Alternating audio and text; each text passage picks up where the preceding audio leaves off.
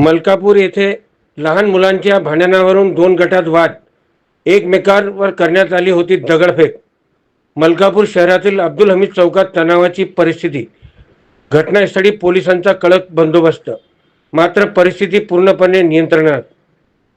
बुलढाणा जिल्ह्याचे मलकापूर शहरातील अब्दुल हमीद चौक परिसरात काल रात्री 8 वाजताच्या सुमारास लहान मुलांच्या किरकोळ कारणावरून दोन गटात वाद निर्माण होऊन दगडफेक झाल्याची घटना घडली होती। या घटनेनंतर दोन्ही गटातील नागरिक मोठ्या संख्येने घटनास्थळी जमा झाल्याने काही काळ परिसरात तणावाचे वातावरण निर्माण झाले होते। मात्र घटनेची माहिती मिळताच पोलिसांनी तात्काळ घटनास्थळी धाव घेतली व परिस्थिती नियंत्रणात आणली। कायदा व सुव्यवस्था राखण्यासाठी परिसरात पोलिसांचा मोठा पोलीस बंदोबस्त तैनात करण्यात आला असून परिस्थिती पूर्णपणे नियंत्रणात असल्याची माहिती पोलिसांकडून देण्यात आली आहे।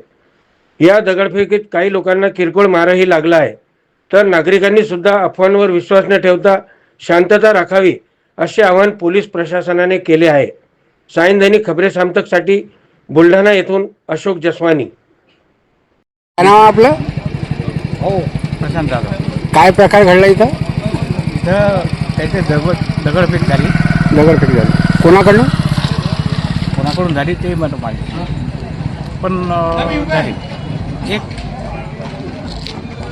मी थोडंसं वाटलो, फक्त मागे सरकलो, नाही तर माझं डोक्यात वीट बसलं।